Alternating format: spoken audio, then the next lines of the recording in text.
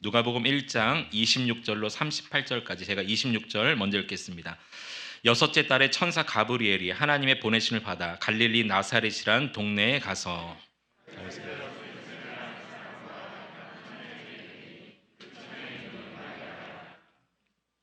그에게 들어가 이르되 은혜를 받은 자여 평안할지어다 주께서 너와 함께 하시도다 하니 그 놀라 있는 사람을 어찌하니 천사가 이르되 마리아여 무서워하지 말라 내가 하나님의 은혜를 입었느니라 잉태하여 아들을 낳으리니 그 이름은 예수 그가 큰 자가 되고 지극히 높으신 이의 아들이라 일컬어질 것이요 주 하나님께서 그 조상 다윗의 왕위를 그에게 주시리니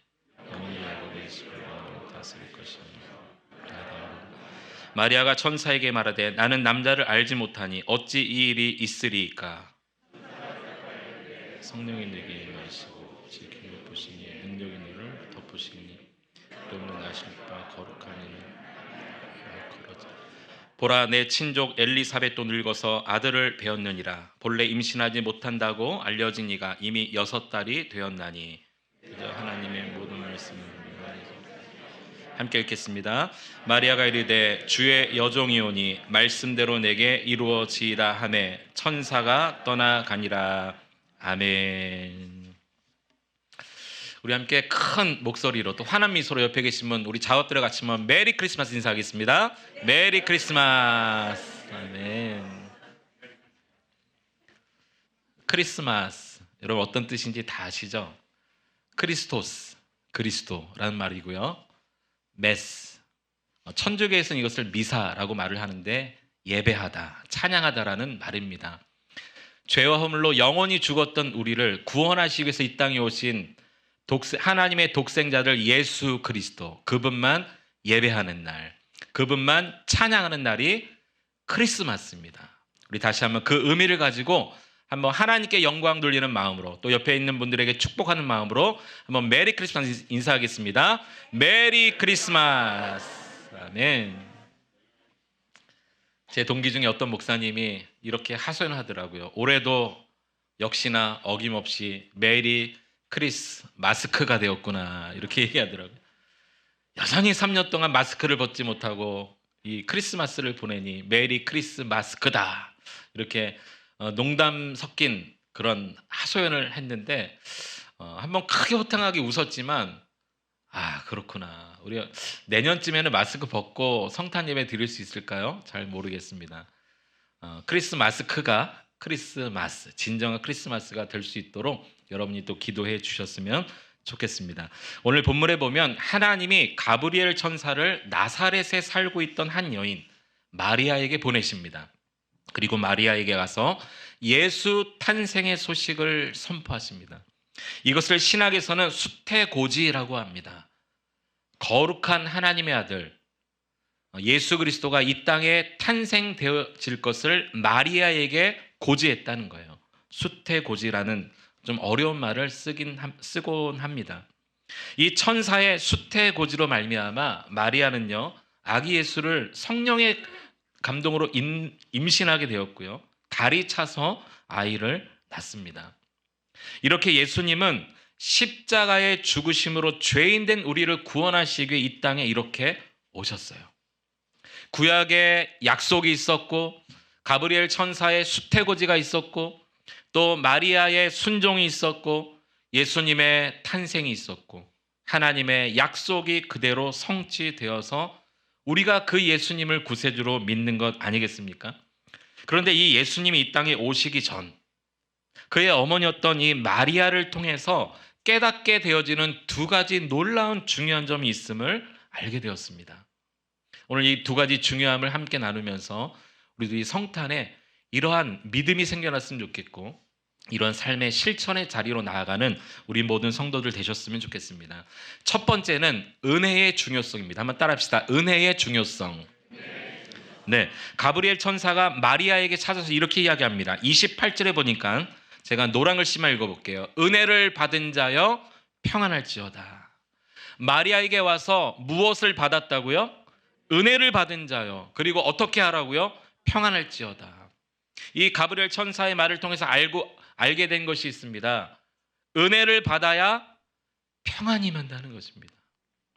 또요 30절에 보면 이렇게 또 이야기합니다. 내가 하나님의 은혜를 입었느니라. 또 무엇을 입었다고요? 은혜를 입었다는 거예요. 그런데 누구의 은혜요? 하나님의 은혜라고 말하고 있어요. 하나님께 은혜를 입었다. 이 30절을 통해서 또 깨달아진 게 있습니다. 아, 은혜는 하나님이 주시는 거구나. 다시 말해서 하나님이 주시는 은혜여야만 평안할 수 있구나. 이것을 알게 되었어요. 성경은요, 이 수태고지 마리아를 통해서 성령으로 잉태되는 이 예수님이 오신다는 것을 성경은 어떤 단어로 지금 표현하고 있냐면 은혜라고 말하고 있어요. 은혜. 여러분, 예수님이 죄악 가득한 이 땅에 오신 것이 은혜인 줄로 믿으시기 바랍니다. 우리에게 오신 것이 은혜인 줄로 믿으시기 바랍니다. 죄인을 구원하시고 진정한 평강을 주시기 위해 예수님이 오신 것을 성경은 은혜다 이렇게 말하고 있어요. 특히 이 은혜는요, 평안과 비례하지 않습니까? 은혜가 크면 평안함도 큽니다. 그러나 은혜가 떠나면요, 평안함도 떠납니다. 은혜를 받으면 육체뿐만이 아니라 우리의 영혼이 평안하지만 은혜를 받지 못하면 매사가 얽히고 불안합니다. 그리고 내 안에 원망과 불평만 생겨나게 되는 거죠. 이것을 잘 알았던 사도 바울이 그의 서신서를 보면 그 편지 대부분이요, 은혜로 시작했다가 은혜로 마쳐집니다.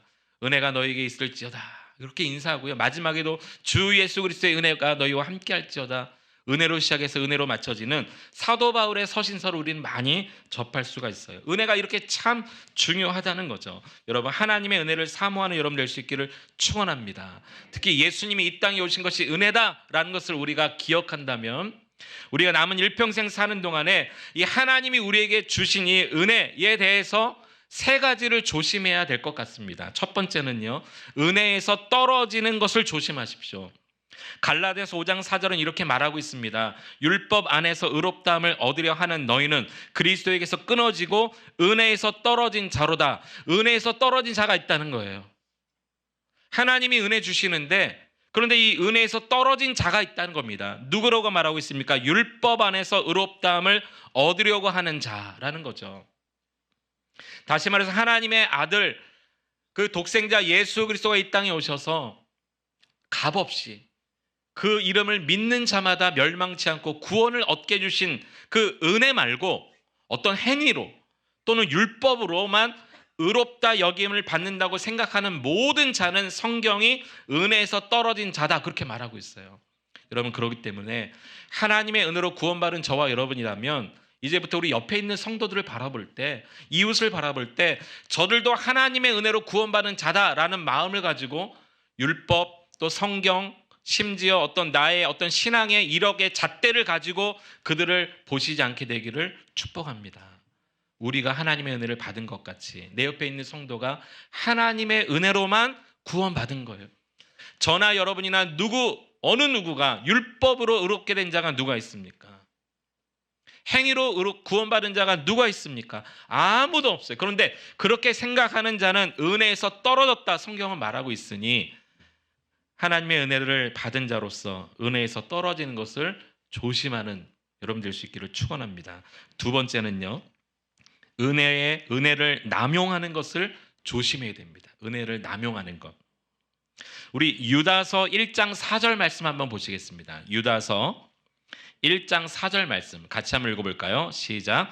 이는 가만히 들어온 사람 몇이 있음이라. 그들은 옛적부터 이 판결을 받기로 미리 기록된 자니 경건하지 아니하여 우리 하나님의 은혜를 도리어 방탕한 것으로 바꾸고, 여기 하나님의 은혜를 도리어 방탕한 것으로 바꾸고, 옛날 개역 성경에는 세욕적인 것으로 바꾸고 이렇게 표현되어 있거든요. 하나님의 은혜를 방탕한 것으로 바꿨다는 것은 하나님의 은혜를 자기 목적을 달성하는 것으로 채우려고 했다는 것입니다. 특히 우리 그리스도인들이 하나님의 은혜를 많이 말하지 않습니까?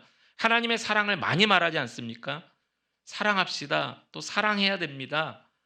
기독교는 사랑의 종교라고 말하고, 그런데 우리 그리스도인들이 사랑을 가지고 어떤 목적을 달성하기 위해서 잘못 사용하는 경우가 많다는 거예요. 그것을 성경은요, 하나님의 은혜를 방탕한 것으로 바꿨다. 다시 말해서 은혜를 남용하는 것으로 이야기하고 있습니다. 지금도 예수님의 이름을 팔고 이용하는 사람 또는 단체가 굉장히 많습니다. 그럴싸한 단체를 만들어 놓고 이름도 내걸지만 그 이면에는요, 예수의 이름을 팔아서 돈이나 다른 이득을 취하려는 속셈을 가지고 있는 사람들이 얼마나 많은지 몰라요. 우리가 말하는 대표적인 어떤 이단들, 심지어는요, 건강한 교회 안에서도 그러한 목적을 가지고 신앙생활하는 목회자나 임직자나 성도들이 있다는 것이죠. 오래전에 한 신문사에서 교회와 교회 지도자들의 어떤 비난하는 기사를 10일 동안 연속 기재한 적이 있어요. 물론 비난받아야 될 일이 일어났습니다. 그리고 그 비난을 받아도 정말 아무 문제 없을 만한 그런 일들이었어요. 그러나 그것보다 더 큰 문제는 뭐냐면, 그것보다도 그 일을 통해서 오히려 이 땅에 있는 모든 교회, 이 땅에 있는 모든 목회자가 다 그런 것처럼 치부해버리는 듯한 기사를 계속 내는 거예요. 마치 한국교회 전체가 썩었다는 둥, 온갖 부정과 비리의 온상은 교회다라는 둥, 이런 기사들을 내보내니 여러분, 이 땅에 그렇지 않은 교회도 있잖아요. 건강한 교회도 있고 건강한 목회자들도 있고 건강한 장로님들도 계시고 건강한 성도들도 있고, 그런데 모든 교회가 썩었다 이렇게 기사를 내니 그때 이 한국교회 지도자들이요, 대책위원회를 구성해서 그 신문사를 정식으로 방문해서 항의했어요. 그런데 그 신문사 대표가 뭐라고 이야기하는지 아십니까? 이 신문사 대표가 말한 이 이야기가 저는 너무너무 가슴이 아파요. 뭐라고 대답했냐면, 그러냐고, 잘 몰랐다고. 이미 다 기사를 내버렸는데 잘 몰랐다고. 그러면서 하는 얘기가 이 얘기예요. 기독교는 사랑의 종교니까 너그럽게 이해해 주시죠, 이렇게 얘기했다는 거예요. 기독교가 사랑의 종교라는 것을 이용하는 거죠. 분명히 그때 비난받을 만한 일이 일어났습니다. 비난받아야 됩니다. 잘못된 거 가려내야 되죠. 때로는 법의 심판을 받아야 될 필요가 있으면 받아야 되죠. 그러나 이런 신문사의 그런 행태를 통해서 헷갈리더라고요. 여러분, 저와 여러분 어떻습니까? 예수 이름을 이용해서 혹시 이득을 취하려는 그러한 마음은 없나요? 추호도 우리 교회는 그러한 교회가 되지 않기를 모두가 힘써 주시기를 바랍니다. 은혜를 남용하는 것 조심해야 됩니다. 또요, 은혜를 부인하는 것 조심해야 됩니다. 갈라디아서 2장 21절에 보면 이렇게 말씀하고 있습니다. 내가 하나님의 은혜를 패하지 아니하노니 만일 의롭게 되는 것이 율법으로 말미암으면 그리스도께서 헛되이 죽으셨느니라. 이 바울이 쓴 갈라디아 교회 성도를 향해 쓴 이 편지의 배경이 어떤 배경이냐면, 이 바울이 갈라디아 교회를 목회하던 당시에 교회 안에 두 가지 조류가 있었습니다. 하나는 율법주의, 율법을 행함으로 구원받는다. 또 하나는 은혜, 하나님의 은혜로 구원받는다. 근데 당시 율법에 능통했던 유대인들이 은혜의 측면을 무시했습니다. 굉장히 천박한 것으로 여겼어요. 그러니까 바울은 그렇지 않다는 거예요. 오직 그리스도를 믿음으로만 구원받는, 다시 말해서 하나님의 은혜로 구원받는 이 구원을 강조했고요. 은혜라는 측면을 절대 부인하면 안 된다라고 지금 강하게 권면하는 말씀이에요. 내가 하나님의 은혜를 패하지 않는다, 율법을 패하지 않듯이 하나님의 은혜도 패할 수 없다, 그렇게 말하고 있는 것이죠. 그런데 오늘 본문에 보면 가브리엘 천사가 마리아를 찾아와서 은혜 받은 자는 평안하다라는 메시지를 전하고 있는데요. 이 올해도 우리가 참 한 해를 되돌아보면 얼마나 힘들고 어려웠습니까? 세상 살기 참 쉽지 않았죠. 올해 여러분 한 해 달려오느라고 참 수고가 많으셨습니다. 그러나 우리가 이쯤에서 잊지 말아야 될 것이 무엇이냐면, 절대 부인하지 말아야 될 것이 무엇이냐면 하나님의 은혜였다라는 것입니다. 한 해를 달려오면서 여러분 하나님의 은혜를 부인하지 않게 되기를 축원합니다. 가정을 돌아보십시오. 하나님의 은혜였습니다. 여러분 일터를 돌아보십시오. 하나님의 은혜였습니다. 우리 교회를 한번 생각해 보십시오. 하나님의 은혜 아니었습니까? 하나님의 은혜를 부인하는 순간 주님을 부인하는 거예요. 왜냐하면 성경은 예수 그리스도가 온 것을 마리아에게 은혜를 입었다 이렇게 말했으니, 하나님의 은혜를 놓쳐버리거나 하나님의 은혜를 부인하는 순간 그리스도를 부인하는 결과가 되는 것입니다. 우리는 이 은혜 때문에 평안함을 누릴 수 있습니다. 우리는 예수님 때문에 평안함을 누리는 거예요. 우리는 이 은혜 때문에 아무리 힘들고 어려운 일을 만나도, 병이 들어도, 아니 병든 몸이 영원히 낫지 않는다 할지라도, 가정의 문제가 사라지지 않는다 할지라도, 일터에서의 어려움이 산재한다 할지라도 우리는 평안함을 누릴 수 있는데, 그 이유는 예수님 때문이라는 것이죠. 그 예수님이 이 땅에 오셨고 십자가에 죽으셨기 때문에 우리는 그 평강을 누릴 수 있습니다. 따라서 여러분도 은혜 받은 자입니다. 은혜 받은 자여 평안할지어다. 이것은 마리아에게 주시는 말씀이 아니라 오늘 예수님이 은혜라는 것을 믿는 자에게 주시는 하나님의 약속의 선포인 줄 믿습니다. 한번 자기 자신을 축복하며 그렇게 한번 여러분 선포해 보세요. 저를 따라합시다. 자기 자신을 축복하는 겁니다. 은혜 받은 자여, 은혜 받은 자여 평안할지어다. 은혜가 중요합니다.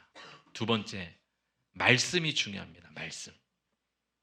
하나님이 보낸 가브리엘 천사가요, 이 마리아에게 한 수태고지를 마리아가 그대로 듣고 그 말씀이 이루어질 것을 믿었습니다. 38절 한번 보시죠. 38절 보면 이렇게 말하고 있습니다. 마리아가 이르되 주의 여종이오니 말씀대로 내게 이루어지이다. 이렇게 말합니다. 어떻게 이루어진다고요? 말씀하신 대로 이루어질 것입니다. 마리아가 사실은 처음부터 천사의 말을 믿은 것은 아닙니다. 34절에 보면 어찌 이런 일이 있으리까 이렇게도 말했어요. 나는 남자를 알지 못하는데 어찌 이런 일이 있겠습니까? 그러니까 처음부터 마리아에게 믿음이 있었던 게 아닙니다. 그런데 계속 그 말씀을 듣다 보니 믿음이 생겨났어요. 이 수태고지를 듣고 오히려 자기 친족인 엘리사벳, 그 세례 요한의 어머니죠, 엘리사벳을 찾아가서 천사가 와서 이런 이야기를 했습니다라는 것을 그 수태고지를 다 가서 또 이야기합니다. 근데 이 마리아의 말을 다 들은 친족 엘리사벳이요, 마리아의 말을 듣고 마리아를 축복하는 이 축복의 내용 가운데 이런 내용이 나와요. 45절에 보면 주께서 하신 말씀이 반드시 이루어지리라고 믿은 그 여자, 이렇게 이야기합니다. 친족 엘리사벳이 수태고지를 전해준 마리아를 축복하는 내용이에요. 주께서 하신 말씀이 반드시 이루어지리라고 너는 믿고 있구나, 그렇게 말하고 있는 거예요. 이 수태고지를 진짜 믿고 있다라는 것을 엘리사벳이 가만히 마리아 얘기를 듣다 보니까 느껴질 정도였어요. 아, 마리아가 이 말을 정말 믿고 있구나. 또요, 이 엘리사벳에게 수태고지를 말하고 나서 마리아 또한 하나님을 찬양하는 내용이 기록되어 있는데, 그 찬양의 내용 가운데 55절을 같이 한번 읽어보겠습니다. 55절 시작. 우리 조상에게 말씀하신 것과 같이 아브라함과 그 자손에게 영원히 하시리로다. 이렇게 찬양을 합니다. 우리 조상에게 말씀하신 것 같이, 다시 말해서 일찍이 구약의 선지자를 통해서 약속하신, 이스라엘을 위해 메시아를 보내주시겠다라고 약속하신 그 약속과 같이, 그 말씀대로 아브라함과 그의 자손에게, 다시 말해서 우리에게 그 약속이 영원히 이루어질 것을 믿습니다. 그렇게 찬양하고 있어요, 마리아가. 그러니까 처음에는 믿지 못했던 마리아가요, 엘리사벳에게 전할 때도 또 찬양할 때도 말씀대로 이루어질 것입니다. 말씀대로 이루어질 것입니다. 엘리사벳이 느껴질 정도로 믿음이 표현되고 있다는 거죠. 사랑하는 성도 여러분, 예수 그리스도가 이 땅에 하나님의 아들로 오셨고 우리의 죄를 위해 십자가를 지셨고 그 이름을 믿는 자마다 멸망치 않고 구원받는다는 것을 믿는 여러분이라면, 이제 여러분의 삶을 통해서 또 다른 누군가가 이 사람이 진짜 예수를 믿고 있네, 이 사람의 말을 들어보니, 이 사람의 행동을 보니 진짜 예수를 믿고 있네, 이것이 느껴질 정도로 살아야 되지 않을까요? 그러면 우리가 진짜 말씀을 붙들어야 됩니다. 진짜 말씀을 믿어야 됩니다. 그래서 이 성탄절날 정말 중요한 두 번째가 말씀이 중요하다는 거예요. 말씀을 믿는 것이 중요하다는 거죠. 우리 예수님은 구약의 예언대로 오셨습니다. 이 약속이 성취된 날이 오늘 성탄절입니다. 말씀하신 것이 이루어진 날이 성탄절입니다. 말씀대로 이루셨고 성취되었고 예수님 이 땅에 오셨어요. 그래서 요한복음 1장 14절에는 말씀이 육신이 되어 우리 가운데 거하심에, 그 구약의 약속된 말씀, 하나님의 약속된 말씀, 우리가 그의 영광을 보니 아버지의 독생자의 영광이요 은혜와 진리가 충만하더라. 그 약속된 말씀이 이 땅에 오셨다라고 선포하지 않습니까? 여러분, 성탄절은 이런 날입니다. 약속이 이루어진 날, 말씀이 성취된 날, 그것을 믿는 자마다 구원받은 날, 그래서 이 예수님만 찬양해야 된 날이 성탄절인 줄로 믿습니다. 이 시간에 설교 중간이지만 우리가 그 마음을 가지고 하나님 할렐루야, 말씀이 성취되었군요, 약속이 성취되었군요, 그 믿음을 가지고 우리가 하나님을 좀 찬양 드렸으면 좋겠습니다. 하나님은 나의 왕이십니다. 하나님은 나의 목자십니다. 그 믿음을 가지고 함께 우리 당신은 영광의 왕 찬양합시다. 당신은요, 하나님의 언약의 말씀이 성취된 것을 믿음으로 고백하십시오. 평강의 왕, 당신은 하늘과 땅의 주, 당신은 정의의 아들. 천사가 무릎 꿇고, 천사가 무릎 꿇고 예배하고 찬송, 영원한 생명의 말씀, 생명의 당신은 예수 그리스도, 당신은 예수 그리스도. 호산나 다윗의 자손께, 호산나 다윗의 자손께, 호산나 불러 왕 중의 왕. 높은 하늘에 영광을 예수 주매시. 호산나 다윗의 자손께, 호산나 다윗의 자손께, 호산나 불러 왕 중의 왕.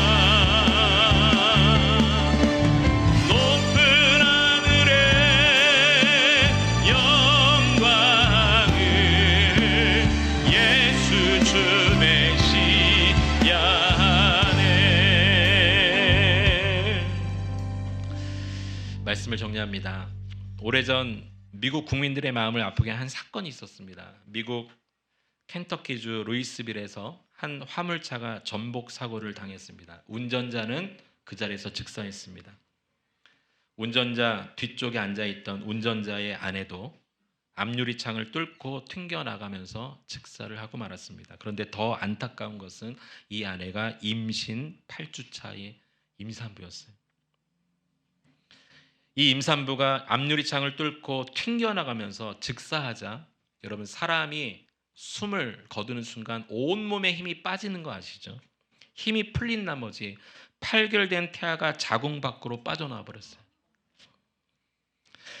마침 그 부근에 살던 웰리치란 한 소녀가 뭔가 쾅 하는 소리를 듣고 현장으로 뛰어나갔는데, 땅바닥에 떨어진 그 태아가 즉사한 엄마와 아직도 탯줄로 연결된 채 그대로 누워있는 것을 보고 집으로 달려가서 담요를 가져와서 그 태아를 덮어줬습니다. 그때 날씨가 영하 10도.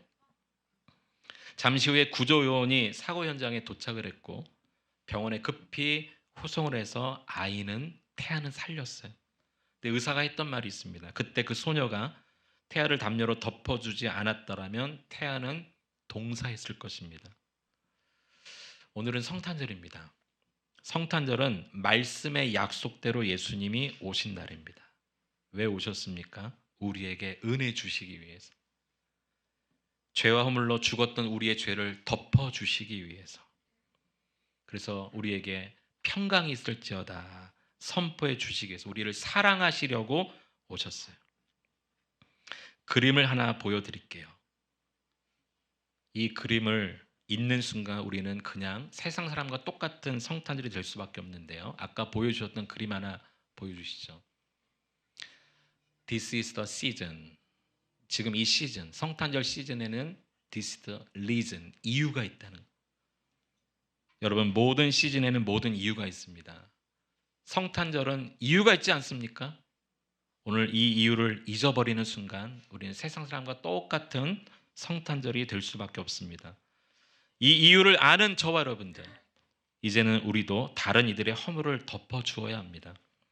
다른 이들의 상처를 덮어주고 약점을 덮어주어야 합니다. 은혜 받은 자만 그렇게 할 수 있습니다. 말씀을 믿는 자만 그렇게 할 수 있습니다. 그래서 은혜가 중요하고 말씀이 중요합니다.